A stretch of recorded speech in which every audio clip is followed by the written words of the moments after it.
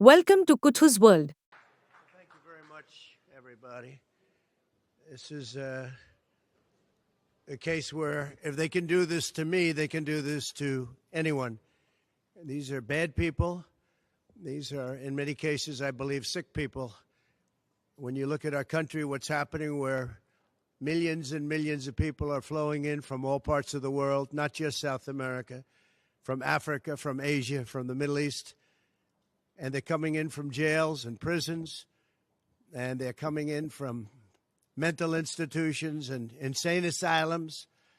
They're coming in from all over the world into our country. And we have a president and a group of fascists that don't want to do anything about it because they could right now, today, he could stop it. But he's not. They're destroying our country. Our country is in very bad shape. And they're very much against me saying these things. They want to raise your taxes by 4 times. They want to stop you from having cars with their ridiculous mandates that make it impossible for you to get a car or afford a car, but make it very possible for China to build all of our cars. It's a very serious problem that we have. We just went through one of many experiences where we had a conflicted judge, highly conflicted. There's never been a more conflicted judge. Now, I'm under a gag order, which nobody's ever been under. No presidential candidate's ever been under a gag order before.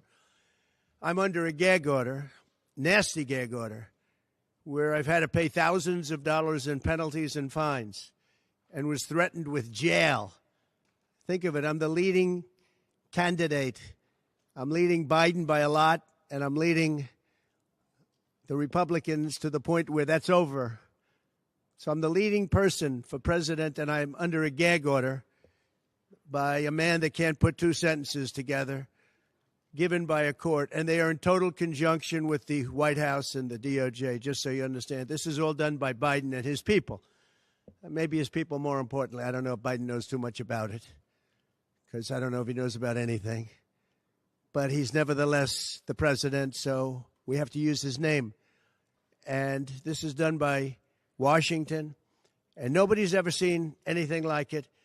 So we have a judge who's highly conflicted. You know what the confliction is. Nobody wants to write about it, and I'm not allowed to talk about it. If I do, he said, I get put in jail. So we'll play that game a little bit longer. We won't talk about it, but you're allowed to talk about it. I hope you do, because there's never been anybody so conflicted as this. As far as the trial itself, it was very unfair. We weren't allowed to use our election expert under any circumstances. You saw what happened to some of the witnesses that were on our side. They were literally crucified by this man who looks like an angel, but he's really a devil. He looks so nice and soft. People say, oh, he seems like such a nice man. No, unless you saw him in action. And you saw that with a certain witness that went through hell. And when we wanted to do things, he wouldn't let us do those things. But when the government wanted something, they got everything. They got everything they wanted. It was a rigged trial. We wanted a venue change where we could have a fair trial. We didn't get it. We wanted a judge change. We wanted a judge that wasn't conflicted. And obviously he didn't do that. Nobody's ever seen anything like it. We had a DA who was a failed DA. Crime is rampant in New York, violent crime. That's what he's really supposed to be looking at. Crime is rampant in New York. Yesterday in McDonald's, you had a man hitting him up with machetes, a machete. Whoever can imagine even a machete being wielded in a store, in a place where they're eating, and he's going rampant. And Bragg is down watching a trial on what they call crimes. They're falsifying business records. That sounds so bad. To me, it sounds very bad. You know, it's only a misdemeanor, but to me, it sounds so bad.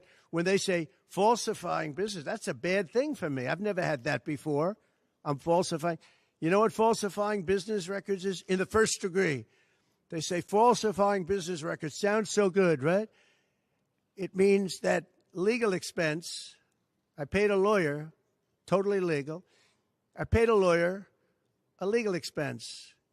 And a bookkeeper, without any knowledge from me, correctly marked it down in the books. A very professional woman, highly respected, she testified, marked it down in the books as a legal expense. So a legal expense, paid a lawyer, is a legal expense in the books. It's not sheetrock, construction, or any other thing. It's a legal expense. Think of that. This is what the falsification of business records were. And I said, what else are you going to call it? What else are you going to call it? Now, I would have testified. I wanted to testify. The theory is you never testify, because as soon as you testify, anybody, if it were George Washington, don't testify, because they'll get you on something that you said slightly wrong, and then they sue you for perjury. But I didn't care about that. I wanted to.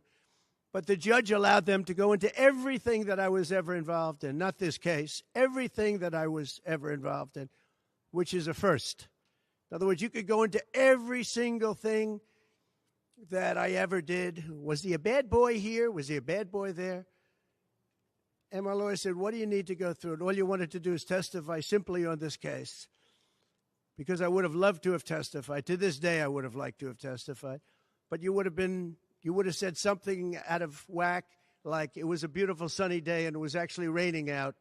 And I very much appreciate the big crowd of people outside. That's incredible what's happening. The level of support has been incredible. So the whole thing is legal expense was marked down as legal expense. Think of it. This is the crime that I committed, that I'm supposed to go to jail for 187 years for. When you have violent crime all over this city at levels that nobody's ever seen before, where you have businesses leaving, and businesses are leaving because of this, because heads of businesses say, man, we don't want to get involved with that. I could go through the books of any business person in this city, and I could find things that, in theory, I guess, let's indict him, let's destroy his life. But I'm out there, and I don't mind being out there, because I'm doing something for this country, and I'm doing something for our Constitution. It's very important, far beyond me. And this can't be allowed to happen to other presidents. It should never be allowed to happen in the future. But this is far beyond me. This is bigger than Trump. This is bigger than me. This is bigger than my presidency. And the people understand it, because I just see a poll just came out, the Daily Mail. That was the first one, came out, was done last night right after the verdict, where I'm up 6 points. 6 points from what we already were. We were leading fairly substantially. We're up 6 points in the Daily Mail poll. Now, maybe other polls come out and it says something differently. But a lot of people have predicted it, because the public understands, and they understand what's going on. This is a scam. There's a rigged trial. It shouldn't have been in that venue. We shouldn't have had that judge. He should have allowed us to have an election expert. We had the best expert, most respected expert, head of the Federal Elections Commission. He was all set to testify. He was waiting for 2 days. And when it was his turn, Bragg's people protested, and the judge knocked him out, said you can't testify. He actually said you can't testify for anything having to do with the trial. You can say what the federal elections is. Well, that doesn't help. Everybody knows that. But you can't testify. So essentially, he wasn't able to testify. Other people weren't able to testify. But with these people, they were able to use people salacious. By the way, and nothing ever happened. There was no anything. Nothing ever happened, and they know it. But they were as salacious as they could be, and it had nothing to do with the case, but it had to do with politics. And do you notice the timing? The timing was perfect. This case was dead. It was dropped by every agency, every governmental board. It was dropped by the highly respected Southern District. They said, no, there's no case here. It was dropped by federal election, and that's what it's about. This is about a federal election, not a state election. You're not even allowed to look at it. They took the state and the city, and they went into a federal election. They're not allowed. The people from federal election, Southern District, and Washington dropped the case. Everybody dropped the case. There was no case. Cy Vance dropped the case. And when Bragg came in, he said, this is the most ridiculous case I've ever seen. And who would have a certain person, again, gag order, who would have a certain person like this ever testify? He said, this is essentially one of the worst people I've ever seen ever to testify. He said, the craziest case I've ever seen, this is Bragg. Then when I announced I was running for president, a long time later, they decided to revive this case. And they got a judge, Judge Marchand, who was responsible for another case that was also brought. It destroyed the life of a very good man, by the way. Destroyed the life of a very good man who went to prison once, and then they just put him in prison again because they said he lied. He didn't lie. I looked at the statements he made. In fact, he didn't remember something, and they put him in jail. Again, they've destroyed him. With me for many years, he was an honorable person. He was an honest man. And if you look at what he did, supposedly, it never happened. There's never been anything like this. Over the education of his grandchildren. Over, he didn't report that he had a car or 2 cars on his income. I don't know. I wonder how many people here have cars. I wonder how many people said, oh, gee, I have a car that's worth X dollars. How do you even figure it? And I guess you do have to report it, but I would say probably almost nobody does. Nobody even thinks about it. They put this man, they destroyed this man. But they put him in jail again because they didn't want him to testify. They didn't want him to testify. That's why he went to jail. They put him in jail twice.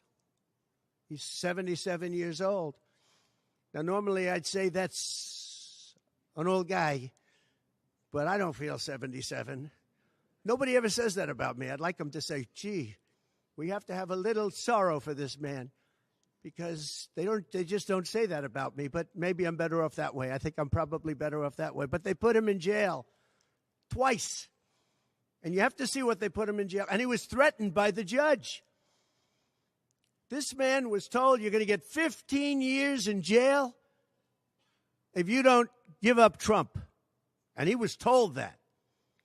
You're going to get 15 years in jail. And he made a plea deal because he didn't want to spend the rest of his life, and he was told that viciously. We're living in a fascist state. He was told that viciously.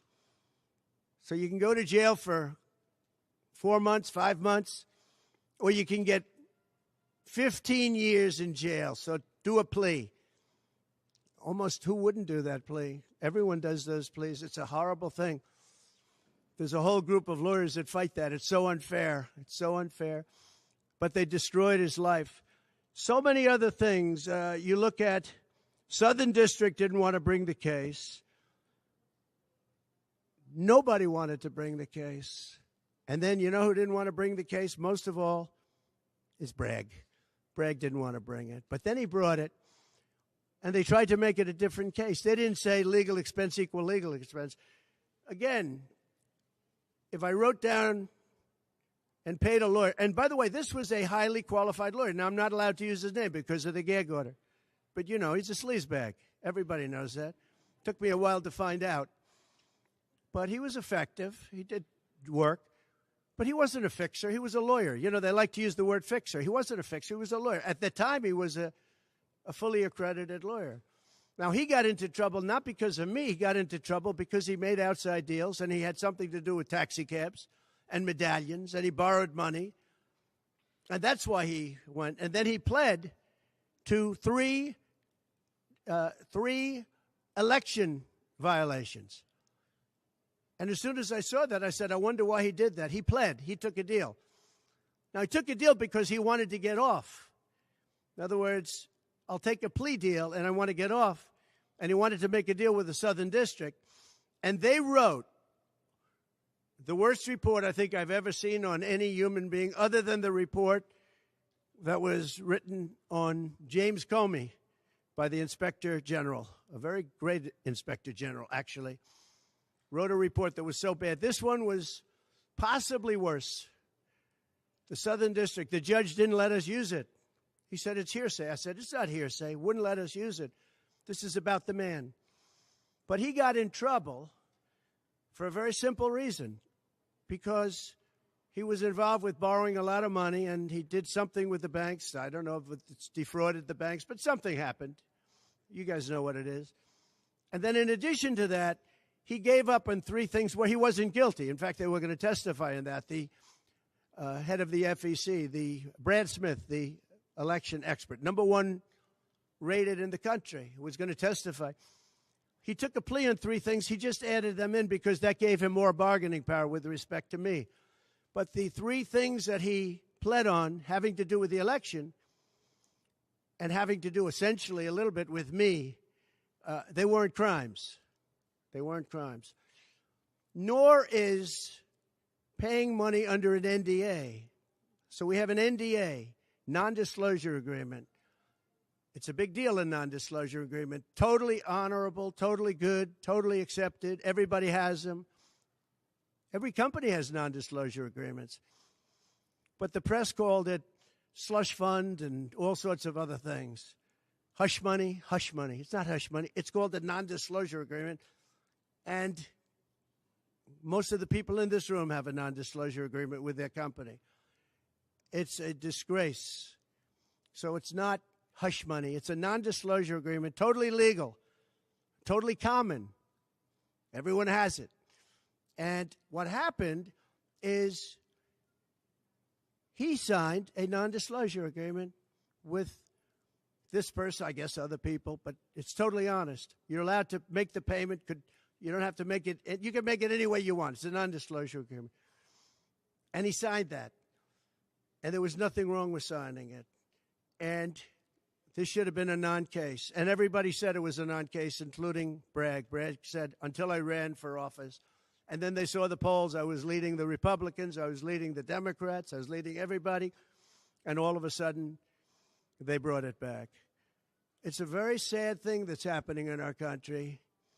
And it's a thing that I'm honored. In a way, I'm honored. It's not that it's pleasant. It's very bad for family. It's very bad for friends and businesses. But I'm honored to be involved in it because somebody has to do it. And I might as well keep going and be the one. But I'm very honored to be involved because we're fighting for our Constitution. The money that was paid legally. There was nothing illegal. In fact, the lawyer in creating the NDA, because at that time he was a fully accredited lawyer. He wasn't a fixer. I never thought of him as a fixer. The media called him a fixer, or the prosecutors called him a fixer. He was a lawyer, and he was fairly good. Later on, I didn't like what he did. I didn't like, for instance, I didn't like that when I became president, he went around and made deals with companies. When I heard that, he was gone. He was gone. And he had payments coming to him, and a lot of this involved things that are very simple. There was nothing wrong. This was standard stuff, all standard stuff. Everything involved was standard. There was no crime here. In fact, I just watched a couple of the reports. You watched Jonathan Turley, Andy McCarthy, Greg Jarrett. You look at all of these people, Mark Levin, all very talented people, great people, many more. And they don't know me, essentially. They don't know me. They're legal scholars and experts. But I look at them. I watched Turley this morning saying, there's no crime here. Everybody says there's no crime here, except for this DA that's got the city out of control with crime. It's absolutely out of control. So we have an NDA that was signed. We have legal expenses. And here's the thing on legal expenses. You have 100 where they say, they do a charge. I just recorded this out.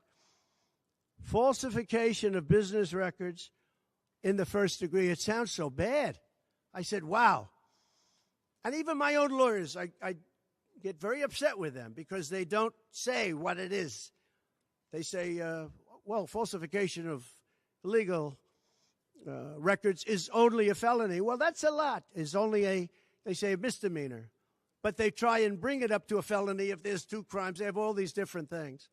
The other thing is they missed the statute of limitations by a lot, because this was very old. They could have brought this 7 years ago instead of bringing it right in the middle of the election. So they missed the statute of limitations. They did everything. Now, let me give you the good news. The good news is last night, we just got a report this morning, in the history of politics, I believe, maybe I'm wrong, somebody will find that I'm wrong, maybe, but I don't think so.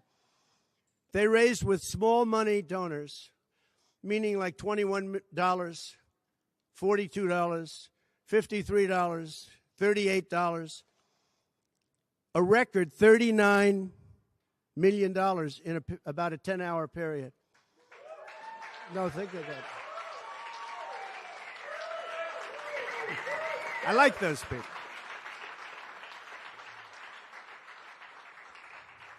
Because so far, I guess it's backfiring. Now, I don't know. I'd rather not have it happen. I don't want to have it backfiring. I want to win this thing legitimately, not because they were stupid and did things that they shouldn't be doing. They shouldn't have brought this case. They were saying it this morning. This is a case that should not have been brought. I watched Andy McCarthy say this is a case that should not have been brought. And that was this morning. But they all say that. Every legal scholar has said it. And these are great people. They really understand the law. The other thing, a poll just came out. The first poll, I don't know, maybe others will be bad.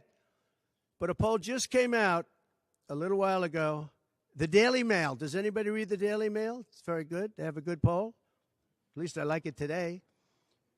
And the Daily Mail just came out with a poll, and it has Trump up 6 points in the last 12 hours. 6 points. 6 points since this happened. Who thought this could happen?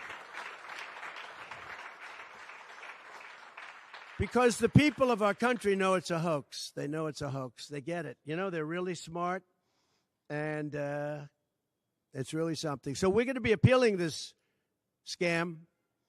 We're going to be appealing it on many different things. He wouldn't allow us to have witnesses. He wouldn't allow us to talk. He wouldn't allow us to do anything. The judge was a tyrant.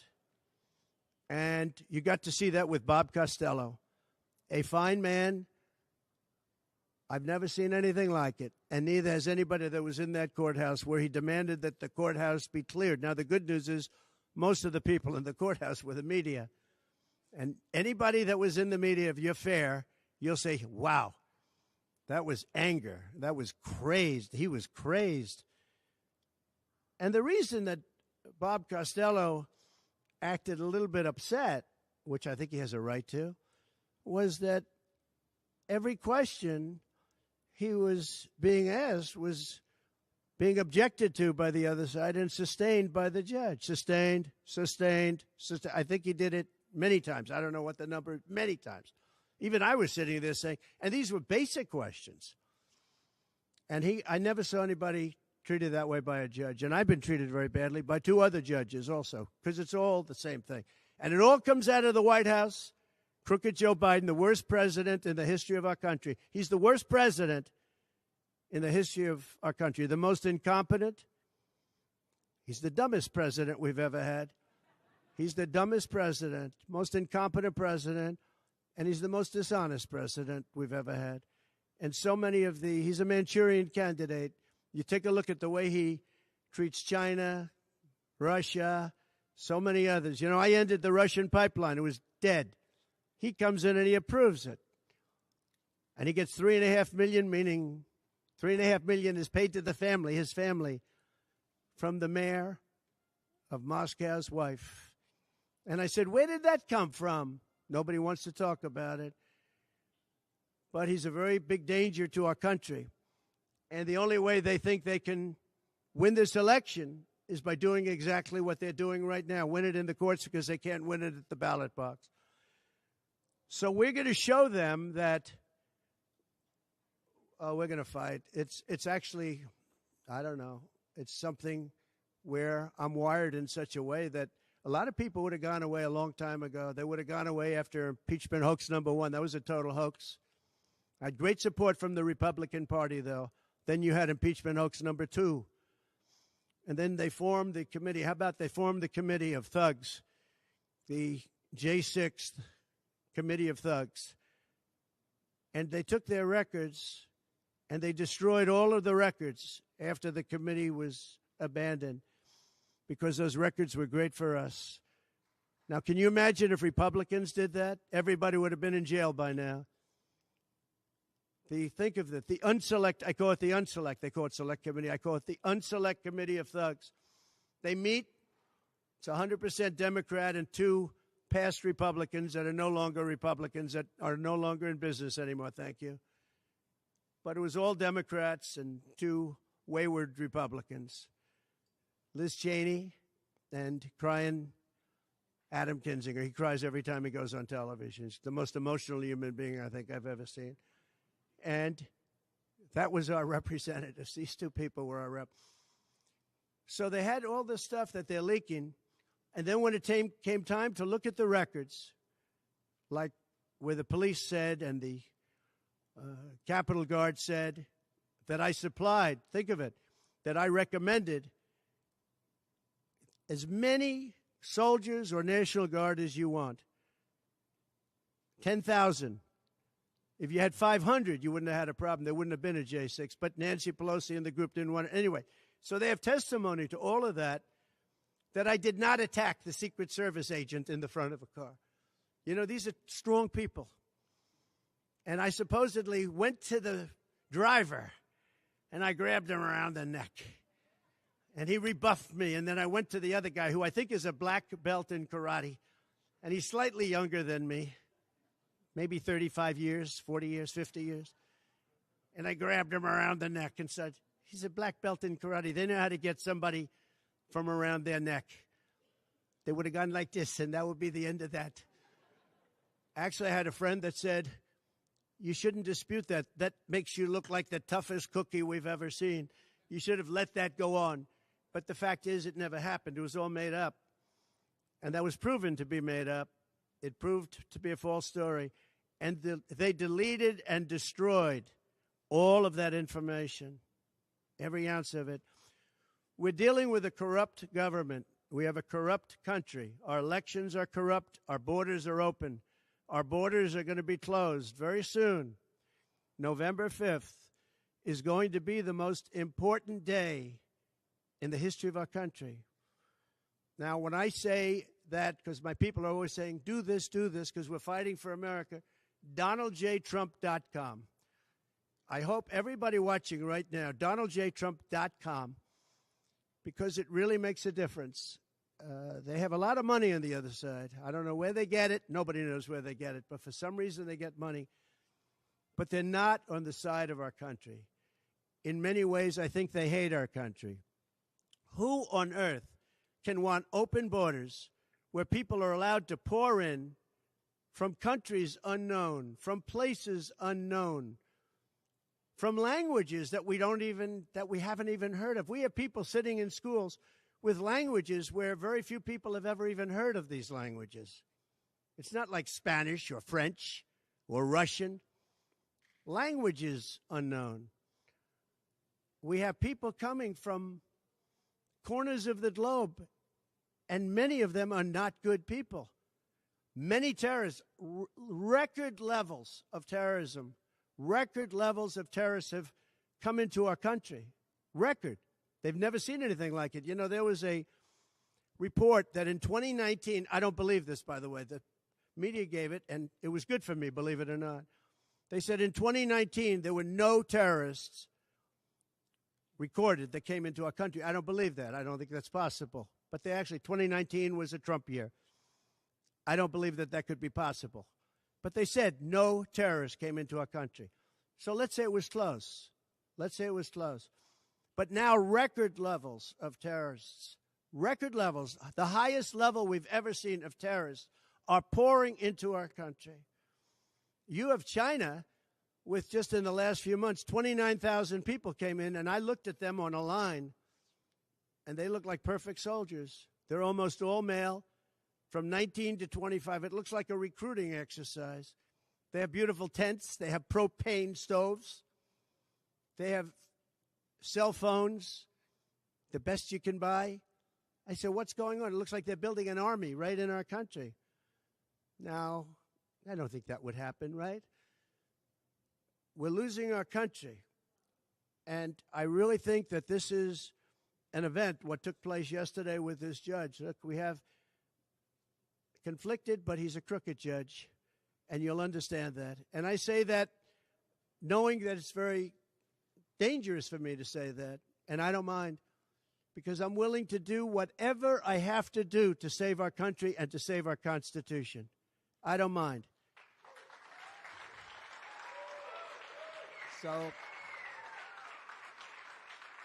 So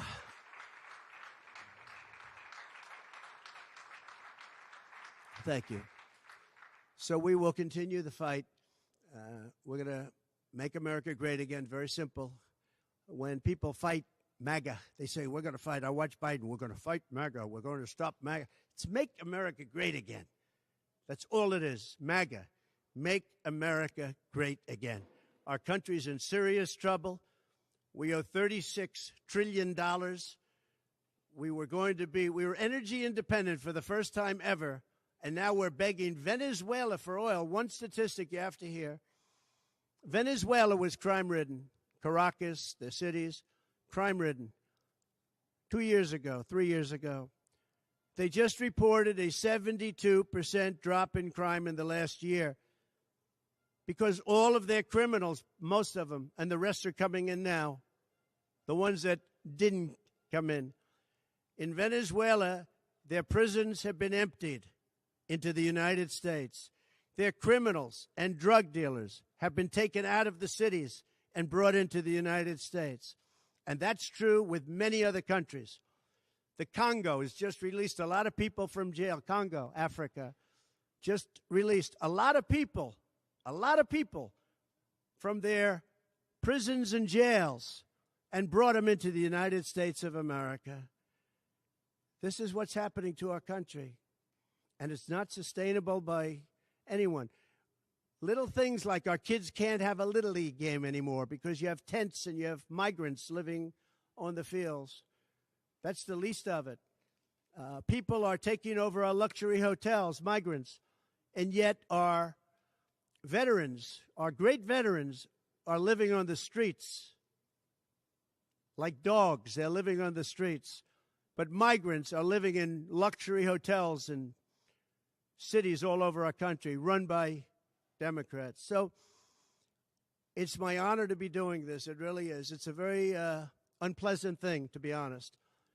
But it's a great, great honor. We're going to do what I have to do. I'm going to do it. And the support has been, that's why I mentioned the number of $39 million. That's why I mentioned we're up 6 points.